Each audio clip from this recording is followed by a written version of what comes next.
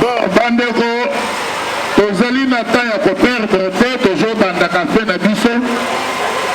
Moi, rappel moke ezali ya ke la fois passée, tosalaki café, tomelaki café, et talaki gouverneur ya ville ndenge azali kozwa baacte na ye, baacte illégaux.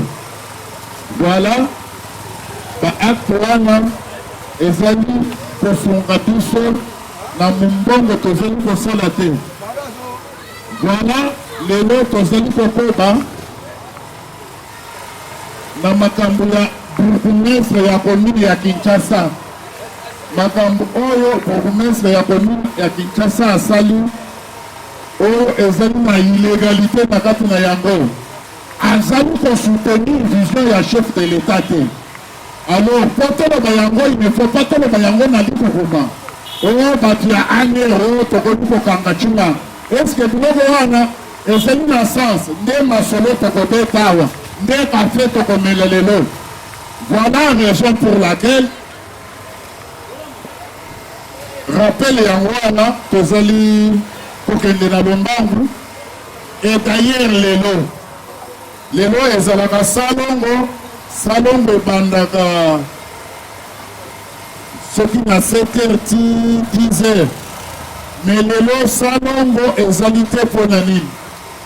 Balobi ke salongo ezali te to ezobanda 7h esili 8h. Mpona nini? Parce que baebouer bapercepteur bango nyonso bazokende esika bourgmestre oyo tozobetela masolo awa esika azali kosala soki attention soki biloko nini. Biso tokanisaki ke salongo oyo bazosala yango mpona intérêt général. Izoka nde salongo tozali kocomprendre te comment expliquer soki pepito azali na manifestation na ye ekomima ezotala makambo ya zambe baebouer nyonso bakende bapercepteur bakende wana ezali seke tomoni ke salongo ezaka na mutu ye te oyo ezaka na mutu ya ezali intérêt privé po kokende na ye soki asali adhésion na parti ya gouverneur ya ville etali biso bakomersa na nani po basokolela biso zandu balobi ke no salongo lelo eza te mpona nini pote bango bakende soki na 11e moni ndenge na yoki bakende kosala makambo na bango. Eske salongo basalaka yango ezali mpona mosala nini? Voilà makambo oyo biso na kati ya état de droit tokoki kosupporte makambo mosusu te. Soki salongo eza te ezali mpona nini? Parce que bazali kokende kuna mpona makambo oyo etali vie privée ya mutu. Alors, ekosunga biso na nini? Tolobaki te acte nyonso oyo bazali kozwa na yino autorité publique, acte wana il faut ezala mpona intérêt général. Nde pour azwaki acte ya kotia Madame Korumu Kilala Pepito awa bourgmestre ya commune ya Kinshasa. Mais tomoni ke ezali mpona intérêt général te. Lelo tozali kobeta masolo tomona lolenge Pepito bourgmestre ya commune ya Kinshasa azali koviole mobeko. Nde tolobaki te bourgmestre oyo azobundisa vision ya chef de l'État. Tango tolobi ke Pepito azali kobundisa vision ya chef de l'État, tomonaki ane aye kosintercale akoti makambo wana mpona kointimide ngai makambo bandeko. Bon, natalisa nano bino eloko ekomisaki biso na incompréhension na bato ya aner. Tokobetanga solo awa ngai nakanisaka ke aner ezalaka mpona mokonzi ya mboka nzoka nde aner ekotaka mpe makambo mosusu oyo etali ata chef de l'État te. Oyo kutu biso tozali soutenir chef de l'État, mais bango bazali nsima ya vision oyo ezali contraire vision ya chef de l'État. Tozali kobeta masolo ezali ya eloko oyo basirkule na yango na kati ya marché awa bazali koloba te bato basomba yango oyo ezali eloko ya mesa ntango biso tozwi tomoni eloko oyo tosombi mpe yango tokomi mokanda po te toyebisa bourgmestre keno aretire eloko oyo ekomi likambo ya ane bandeko. Est-ce que chef de l'État bakosonga ye lolenge nini? Me tozokende moke totalisa bino kuna teske nakosala eloko oyo courant podani kilala pepito aviole mobeko lolenge nini nde masolo tozali kobeta awa parce que biso tozali ko soutenir vision ya chef de l'État. Soki vision mosusu ezali contraire na oyo ya chef de l'État, est-ce que tokoki kodénoncer te? Alors soki todénoncer tozomona aner bazoya nsima babanda kosala oyo bazali kosala biloko wana tokondima yango te. Soki aner azali nsima ya moto mosusu ke ya kozala ya nsima ya chef de l'État, biso mpe tokozala nsima ya aner te, biso tokolanda te chef de l'État. eza bongo te. Na banzi na suka tokotanga lisusu document oyo tokomelaki bourgmestre mpona makambo ngo, me tolingi koloba nini bandeko na ngai? Mibeko ezali mibeko, vision ya chef de l'État ezali vision nini? Vision ya chef de l'État ezali ya effectivité ya état de droit. Il faut état de droit et vanda nde vision ya chef de l'État ekoka. État de droit elingi koloba nini? Elingi koloba te mutu nyonso il faut à respecter mobeko. Ezala gouverneur, ezala ministre, ezala ngai, ezala yo, mutu nyonso esengeli ete a respectaka mobeko. Mais oyo tomoni epai ya bourgmestre na biso ezali respect ya mobeko te. Tozokende d'abord sur le plan administratif. Bourgmestre asali nini? Tozali na loi oyo esali bazobenga yango loi organique numéro 08/016 17 octobre 2008 portant composition, organisation et fonctionnement des entités territoriales décentralisées et leurs rapports avec l'État et les provinces. Bandeko ezali nde na kati ya mobeko oyo kobanda article 60 tina article 64 bapesi bourgmestre ba attribution na ye ezali na ba article oyo kobanda 60 61 62 63 64 ba attribution ya bourgmestre ezali wana. Article 60 ezali kopesa compétence na matière nini bourgmestre akoki kozala compétent po azwa ba acte na ye. Voilà. Mais tomoni nini?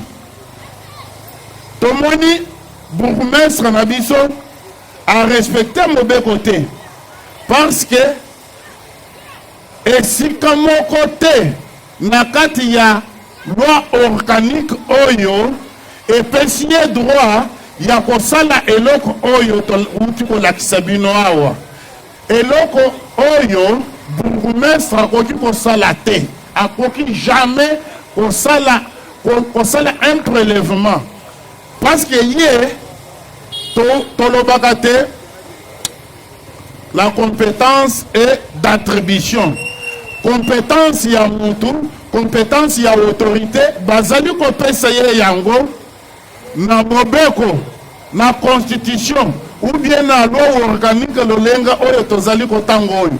Mais tomoni bourgmestre na biso bapesi ye compétence wana te, azana qualité wana te, a créé un prélèvement.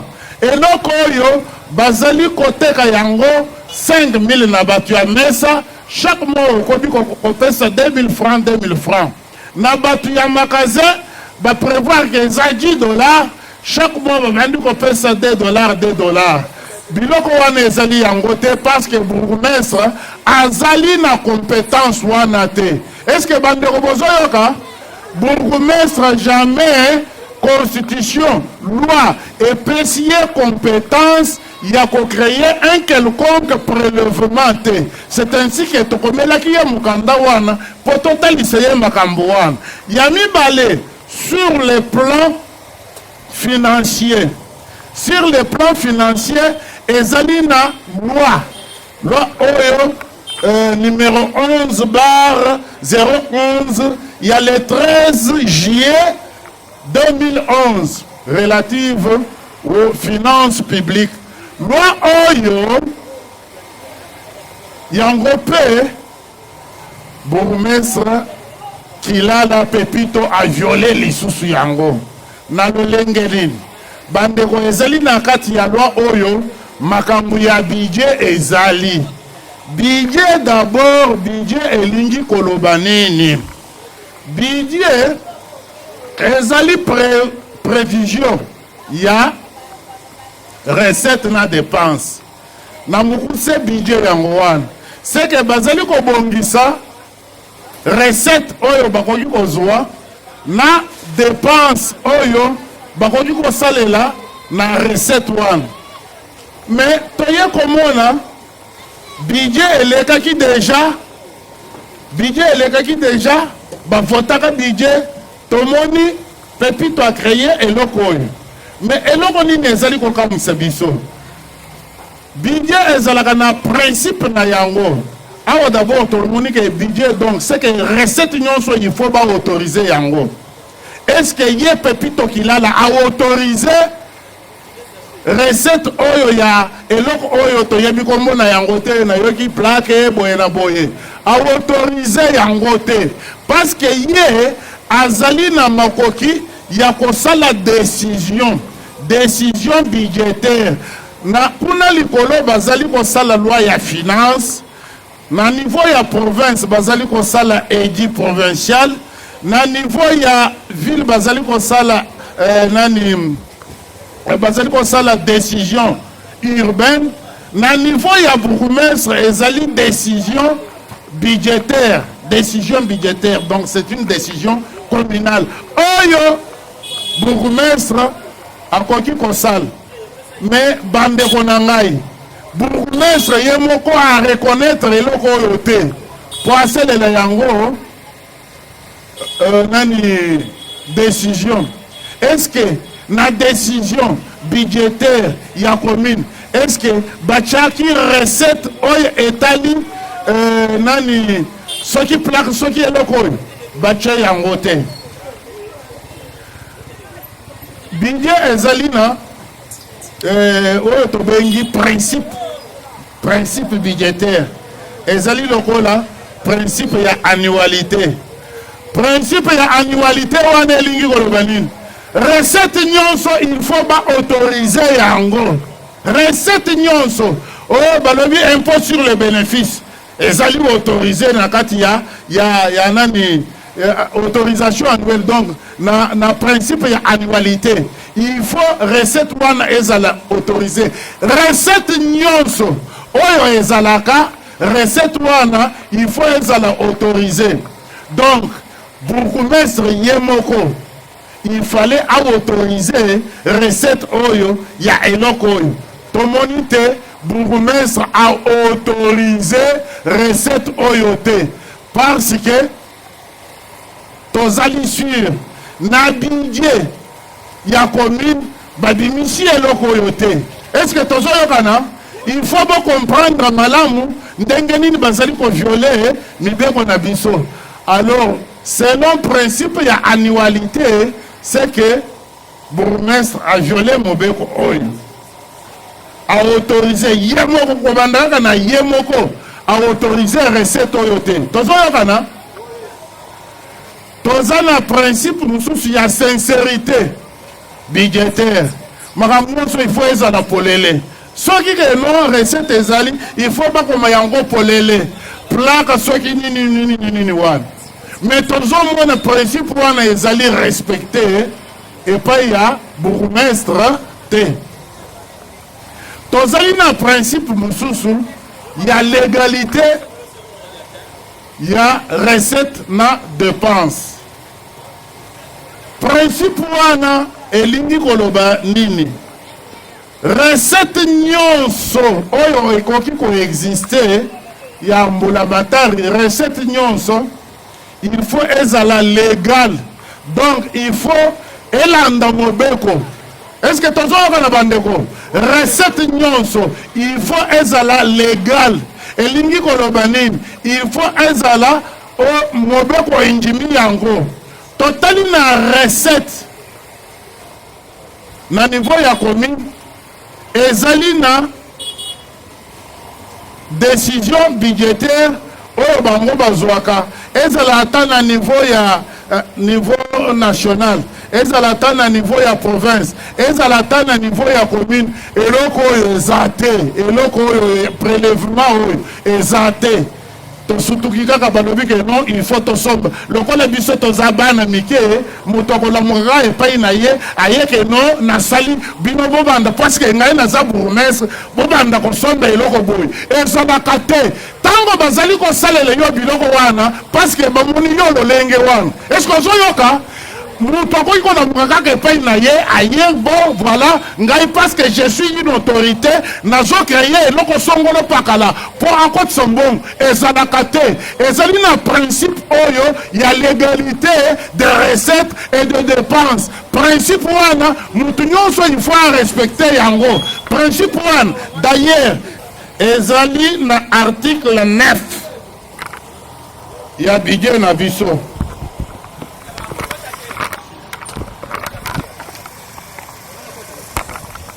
Na konsote ba alinéa mususu ezali koloba nini? Il ne peut être établi d'impôt que par la loi. C'est que bakoki kosala impôt kaka na mubeko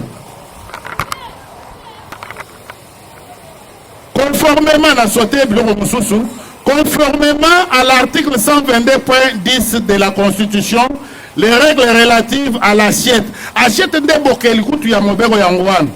Auto et aux modalités de recouvrement des impositions de toute nature sont fixées par la loi. C'est que impôt na taxe na mukuse bazo sala yango na loi. Boyoka nanu eloko mususu ya muto yango.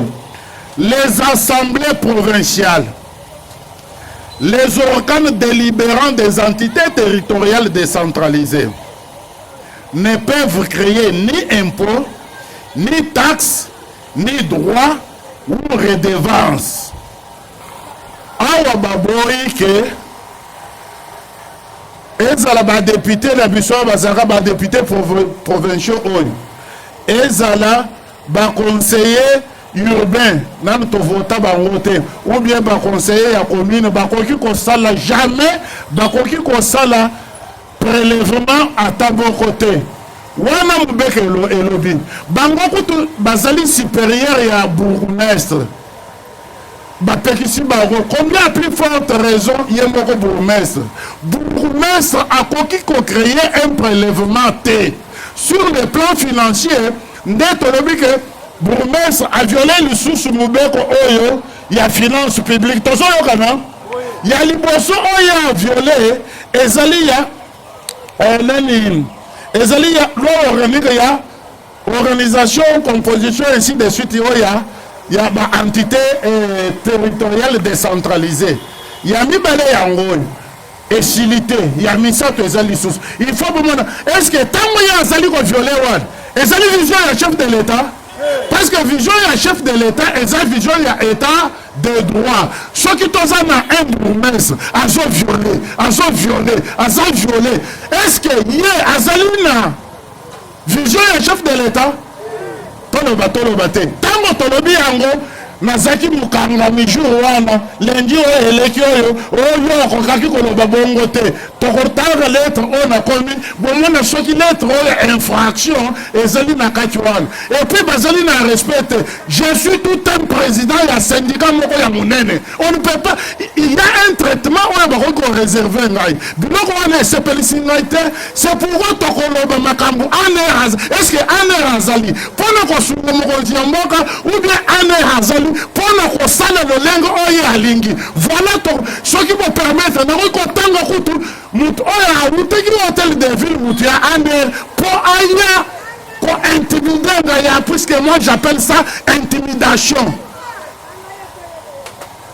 voilà esili te tozali na sur le plan fiscal tolobi sur le plan administratif bourgmestre a violé Mubeko. Sur le plan financier, bourgmestre a violé Mubeko.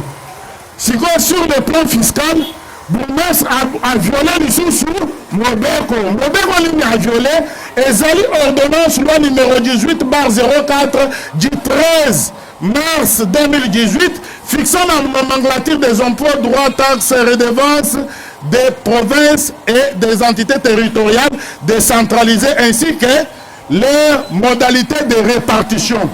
Bandeko, bandele no mutoko sur l'issusute. Bozo mona kutu avant musée. Ba bourgmestre bandeki kozala ba auto bandeko benga ba commissaire des zones. Ba taxe zakikili. Ba yaki ko choma ordre na musée ba na arrêté, je pense, degré loi, il faut être le 0,89 comme ça. Nomenclature nyonso, il y a taxe, il y a impôt, et zali. Taxe, il faut être la reprise, il y a nomenclature wana. Bandalelo, il faut toyebate, taxe oy ezali nakati ya nomenclature te. Et quoi qu'il cause la taxe officielle te alors nomenclature ezali na kati ya Mubeko oyo touti kotanga wa libellé oyo mais prélèvement ya oyo bourgmestre asaleli biso oyo prélèvement wana ezate bozoyokana là c'est sur le plan fiscal il faut nomenclature. Et donc, il faut ezala na kati wana. Mais, na nomenclature oyo. Et donc, il y a prélèvement oyo. Ezalité. Local ezalité. Et donc, on a ezali illégal. Local ezali illégal. Bourgmestre. Oyo asali eloko oyo. Asali yango na illégalité. C'est que a violé Mubeko. Est-ce que vous comprenez?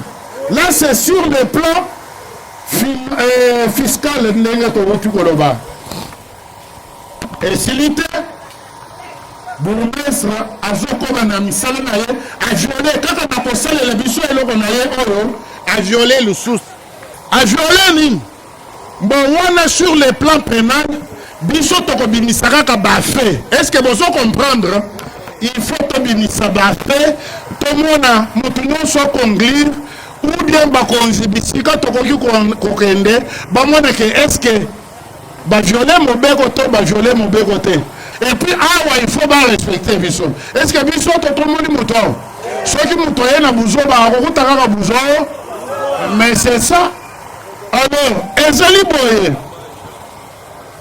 banda ko tozolo baboye vision ya chef de l'État ezali effectivité de l'État de droit ezabongote tout me quand même konengana muke Faki le sauveur effectivité de l'État de droit Faki le sauveur abat les tracasseries Faki le sauveur ba commerçant tokomi ba millionnaire voilà protocole ba millionnaire Batu oyo ndenge na bobaki la fois passée batu ya union sacrée bazali ko bundisa vision ya Fachi ezali ya effectivité de l'état de droit siko tango bino bo makao boyimayimaka botalaka nde likolo eza bongo te. Or bato bazali kobundisa vision ya mokonzi bazali na sese awo, et puis ntango bazali kosala yango bato oyo bazali mieux placé ya kosunga mokonzi. Biso combien de lettres tokoma tozali kodénoncer makambo ya minene, mais ozomona bato wana bazali kosinteresse te kaka eloko oyo ya moke oyo biso tokomi totalisi ke no bourgmestre oza na qualité te, ozali na compétence te, tu dois arrêter tout de suite. Wana bazolobaka non tokomi mabe, non wana ezali mpe korespecte biso te, eza bongo te. C'est pourquoi biso awa tokozwa ba décision ya makasi awa. Nous devons faire partir les bourgmestres. Est-ce que bozolanda tosilisa nanu makambo toyokana soki bokolingaka bourgmestre azala akozala, mais soki bokosepeleke tolongola ye il faut tolongola ye. Est-ce que bozoyoka? Sur le plan pénal bandeko na ngai tomekaki koverifiye mibeko ezali koloba nini oyo ezali loi pénale. Bandeko awa tozali na besoin ya kosakana na mutu te, tozo importune mutu te, mais du moins tozali koloba bosolo kaka vérité nde tozali koloba awa. Est-ce que tozoyoka na bandeko? Tozali na intérêt ata moko te ya ko défier mutu, sauf que biso moko ba défier biso na kosala linzanza oyo soki biso tobenga ngo truc balobi ke nayebi te soki bango babande koluka tobenga ngo lolenge nini. Totanga na article 124 ya code pénal ezali koloba nini. Les faux commis en écriture avec une intention frauduleuse ou à dessein de nuire sera puni d'une servitude pénale de 6 mois à 5 ans et d'une amende de 25 à 1000 francs ou d'une de ces peines seulement. Vous comprendre? Mais biso tomeki ko sala moi recherche mouke parce que tant que kende na ba fait et pas ya ba juge, il faut osala déjà yo moko osali interprétation. Tant que biso to interpréter eloko yo toye komona ke ezali kokokana na oyo bazali kobenga faux en écriture. Faux en écriture bandeko ezali kaka soki basali rature te, ezali kaka soki ba imiter signature te. Faux en écriture ezali pe na faux intellectuel. Bozo yoka ezali faux matériel na faux intellectuel. Mais tozo luka toyeba parce que bazo ba ke faux intellectuel ezali ba écrit nyonso ezali malamu sur un support kaka na papier te, sur n'importe quel support. Bandeko na lobi boye awa tosali exercice ya mulai tomoni nulle part kaka ye bourgmestre ye moko a ignoré eloko. Est-ce que vous me comprenez? Nazo bandela lisusu bourgmestre Korumu Kilala Pepito a yebi eloko yote parce que na droit administratif une autorité administrative azali ko agir na article 62 oyo totangi awa ya loi organique oyo établir ba entité territoriale décentralisée. Balobi ke bourgmestre azali ko statuer na arrêté. Il faut asala arrêté communal. Même ceux qui asali arrêté communal était na loi oyo ya kala, il fallait asala décision communale. Mais tout le monde bourgmestre asali décision pour na koloba ke non acte oyo ezali yangaite. Est-ce que vous comprenez? Na kwa ki kolakisa bino awa nazali na nini ya sapu kalimasi de res mémoire. Bonjour mona oyo ezali décision budgétaire oyo sapu asala. Pourtant mususu bino boko kaniseke no président zolo bebiloko obiso tolobite. Bonjour mona awa recette ya commune ezali awa. Bomoni ba bourgmestre oyo ba bourgmestre chevronné. Bourgmestre oyo asali acte, asali décision. Oyo ezali ya 2010, ya 2009. Nazana ya 2011, Nazana ya 2008. Donc c'est que chaque année, ça pour Kalimasi abandonne qu'on joue à décision pour nous sala ba nini recette oyeban. Et puis il y a ça qu'on sala recette ou ana nulenge na yete. Il faut attendre que Edi et l'obirine. Edi il faut attendre que loi des finances publiques et l'obirine. Mouto ko créer taxe ou bien impôt à Zalakanaye te. Alors tomoni bourgmestre Pepi Tokilala a sali eloko ote a sali Caneva ou bien décision ote même ceux qui a sali par hasard si ça nous a échappé ceux qui a sali yango est-ce que eloko na yeo ezali même ceux qui a connu kozala est-ce que elandi mobeko voilà bisika wapi biso tomoni ke oyo ekoki kozala manœuvre frauduleuse. Tango tokotana article tokotanga article mususu awa nde tokolobela yango mais tomoni awa bandeko tozali komona nini tomoni bakomi ville de Kinshasa, commune de Kinshasa, quartier Magimba, marché Kato. Makambo eza bandeko banobi ke ville province de Kinshasa. Bomoni abino moko bache loko ya ville. Elingi koloba ke ville ayebi makambol. Est-ce que ville ayebi yango? Bache loko pomone ke loko eza ya solo. Ozoyoka? Boso mona exika ba altérer vérité. Pourquoi? Parce que mobeko tango basali sur le plan pénal, pour bomone ke infraction ezali, il faut ba réunir biloko misat. Il faut élément légal, il faut élément matériel, il faut élément moral. Awa élément matériel, nde tozali koloba ke non, ba altérer vérité awa. C'est que balobi solo te. Na lingano tokolo bobongo, balobi solo te. Pona nini bandeko? Awa balobi ville province de Kinshasa. Balobi commune de Kinshasa. Commune de Kinshasa ayebi makambo yo te. Est-ce que bozoyoka loko oyo bache yango awa pona nini? Tomoni lisusu quartier Magimba. Quartier Magimba tomoni ata moko te. Tomoni marché Kato. Est-ce que loko euti na marché Kato? Euti na marché Kato te. Mais loko oyo ya ville bacheli yango awa pona nini?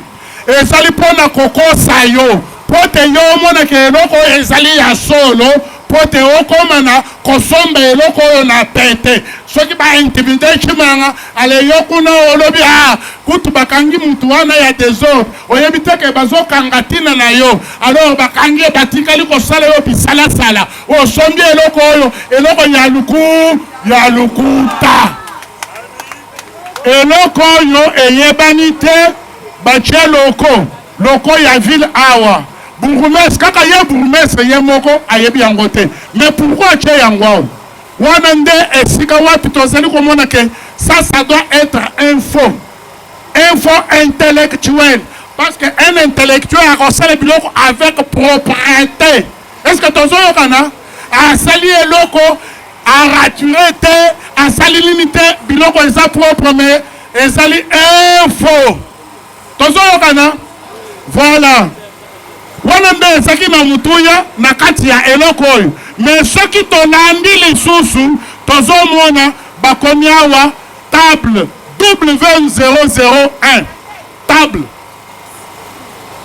Mais eloko oyo bakomi awa na kati ya zando awa batable ezali ebele ezali plus de 7000 tables. Bozoyoka bandeko. Mais pourquoi bango bakomi awa 001 chiffre ya munene na kati awa ekoki kozala 999. C'est que 999 parce que total omoni tango tokomaka même date mais tozokoma 05 eza bongo. C'est que eza na rang ya unité ezali kolanda na rang ya dizaine ndenge tomonaki na école primaire eza bongo te. Awa il fallait tokende kutu na rang ya nani millier centaine tokobitile mais awa eza bongo te bakomi 001 c'est que batable mususu babombi yango mpona nini pavillon 003 pavillon nandimi te ke tokozala na 20 pavillon awa na marché kato eza bongo te mais mpona nini bacomplike PAV 003 ezali compliqué makasi toyebi te soki pavillon ya 999 ekoki kozala na kati ya marché awa toyebi te tomoni bakomi ticket 001 batike etekama na marché awa pas moins de 3000 mais bakomi 001 basuki na rang ya centaine olie bakende ti na millier basuki na centaine c'est que ezomonana ke mayele mabe eza place wana eza bongo te parce que eza biloko bango moko basali bandeko mais bakoki kobatamisa biloko ebele boye lolenge nini ali totanga article mosusu oyo ezali koloba makambo ya escroquerie mais tozokende na lombangu parce que na kati ya escroquerie baelema misatu il faut ezala lisusu élément matériel ezali lokola opesi kombo ya lukuta ezali lokola opesi ata kalite ya lukuta ou bien oise manœuvre frauduleuse mais awa tozoloba awa manœuvre frauduleuse ezali tomoni bourgmestre ye moko a reconnaître eloko oyo te est-ce que tozoyokana pourquoi parce que a joué acte administratif te un bourgmestre statue par voie d'arrêté ou bien il a fallu asalata une décision mais eloko wana ezali te ye asali yango na kombo ya Korumu Kilala Pepito asali yango na kombo ya bourgmestre te lokola ye asalaki boye nde biso tomonaki ke ezali mayele mabe tozwi tokomi mukanda totindeli ye mukanda oyo tozali kotangela bino awa mukanda wana pourquoi parce que biso tokoki konjima baya kofutisa bakomersa eloko oyo te na mboka ya Félix oyo azali koprone mpona état de droit tomoni bato misusu bazali kobundisa vision na ye baye bazali koviole mobeko na tongo na midi mpe na pokwa biso tokondima biloko wana te est-ce que tozoyokana tozotanga mukanda oyo biso tokomelaki bourgmestre à vrai dire bandeko mukanda oyo tokoki kodepose yango lelo boyebi ke ngai chimanga bourgmestre akomelaki nga mukanda atikala kopesa yango te apesi baautorité nyonso ya ville bagouverneur banani mais apesi nga mukanda wana te mpona kati ya mukanda ezaki lukuta se lukuta ozo comprendre apesaki te biso mpe tokomi mukanda mais quand même yango eza na vérité na kati ti lelo nanu topesi ye yango te est ce que bozoyoka mais tokopesa ye yango lelo soki tosilisi ya tokai kopesi ye mukanda oyo est ce que tozoyokana alors mukanda oyo ekomaki na hôtel de ville baautorité ya aner ya hôtel de ville bakiti chimanga nayoki ke baautorité ya aner ya hôtel de ville baza awa mpo ngai nazaki wapi nazaki na commune ezali epai na ngai moko o baoyo baye ndenge nini namoni basyndicaliste bazokota namoni bato ya aner ya ville bazokota ngai nalobi o réunion ezali awa mais mpona nini biso nde syndicat ezalaka na marché kato wana syndicat ya monene mpona nini biso baprive biso réunion oyo navanda awa nakotuna ata bato ya aner bayebisa ngai parce que basyndicaliste wana bakotikala koyebisa ngai vérité ya makambo bazosolola awa te tozalaki na ndeko ya telemi oyo tosali nini o yaka tokende oyo nde nazaki na arrestation nayebaki te bandeko il faut nayebisa bino makambo mosusu non ça doit révolter aner ezali pona ko batela batu te, aner azali wana ezali pona ko sunga mokonzi ya bok, eza bongo te. Me bandeko ba insister ndeko oyo tozaki na ye bachenga na katikati.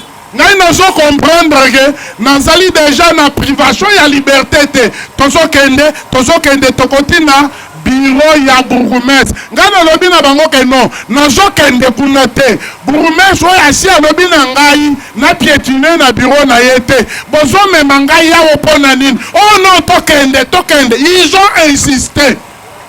Tokei na bango, tango tokei na bango tokomi kuna, oh kaka batu bamemi ngai babandi ko critiquer ngai, ko critiquer makomi na ngai. Bazoloba nini? Ah, yo makambu nini oyo osali? Tala eza na makambu mususu ya kokoma, bakokomaka lolenge oyo komite. Tala ndenge ozokoma, ba abandi kotanga mukanda oyo. Alobi nazotanga a haute voix. Azotanga ngai pe nazotangela bino.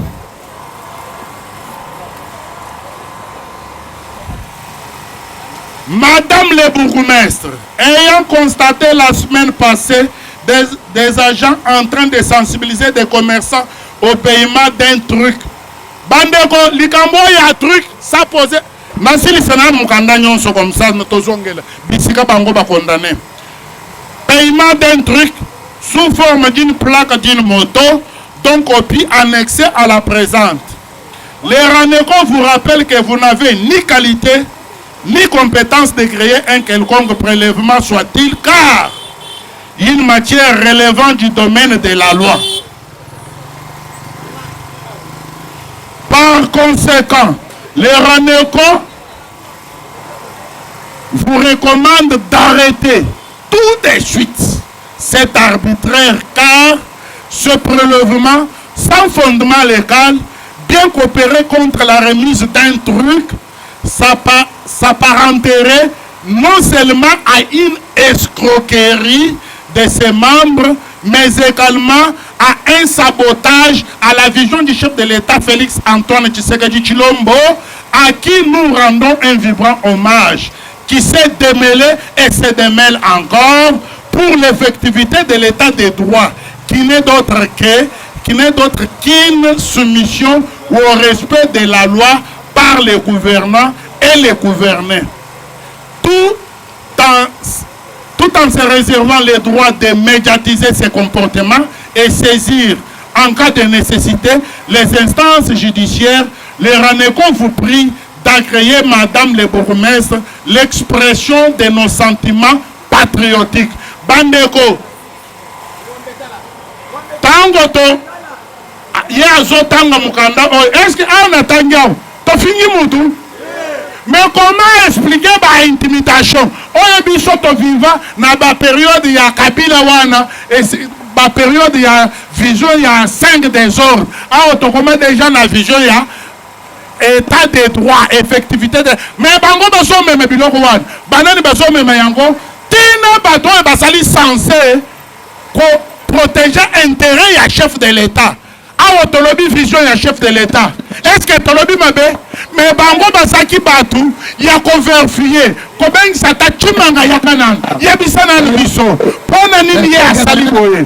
Mais pona nini bango ba s'intéresser kuna te boyoka ndeko wana makambo azali koloba ah chimanga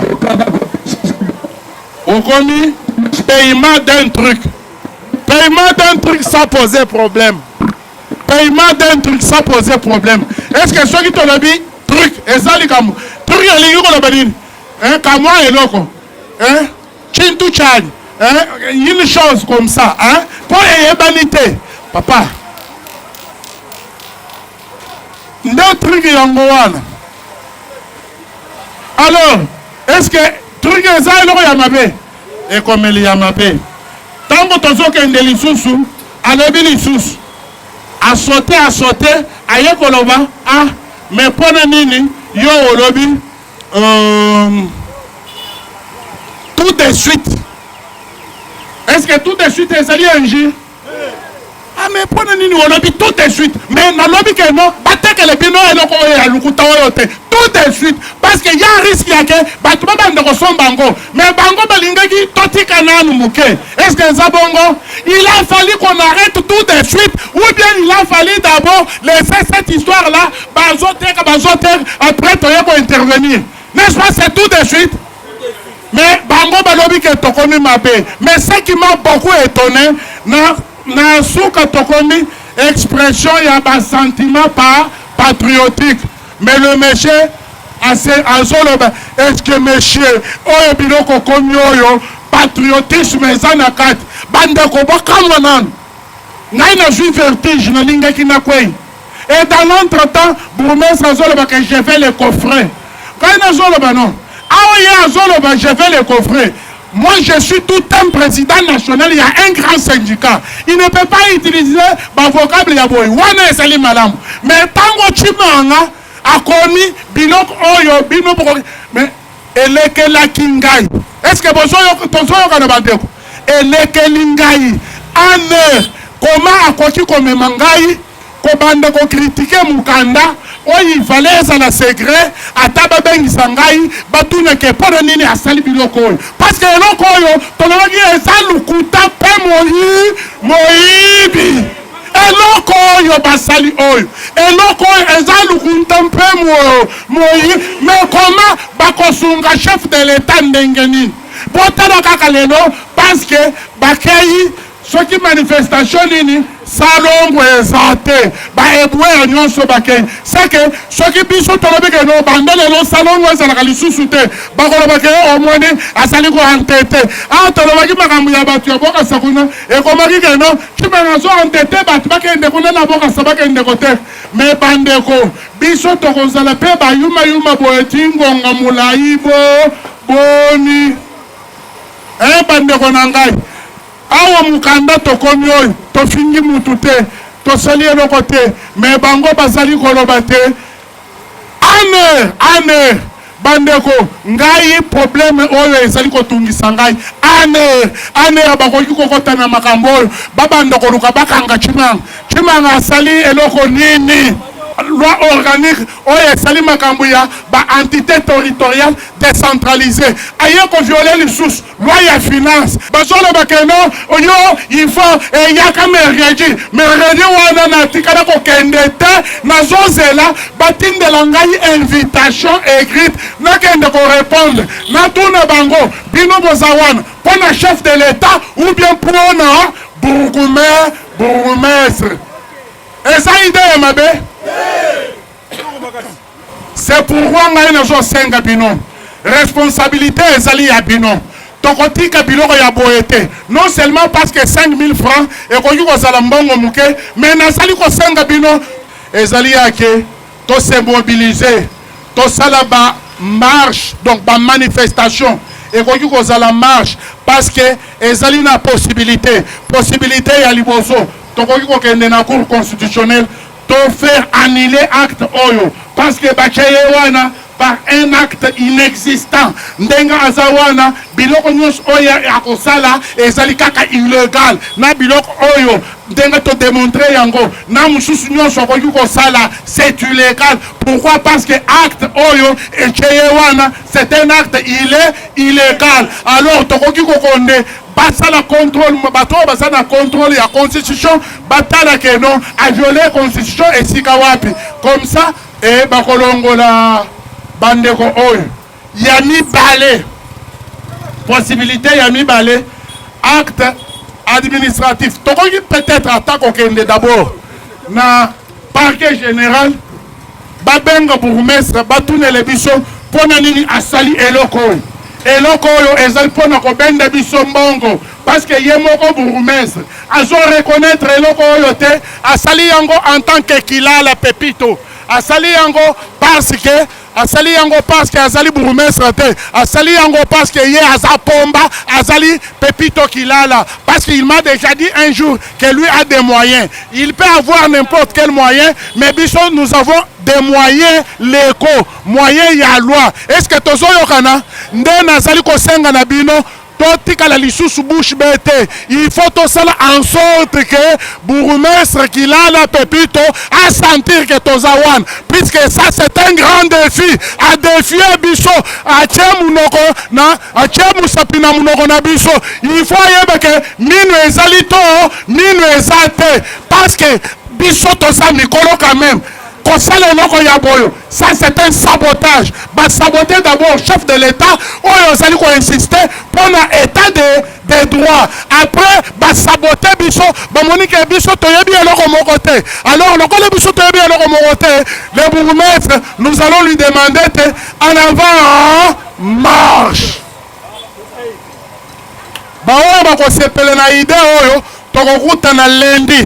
Lundi na bureau, à partir de 18h,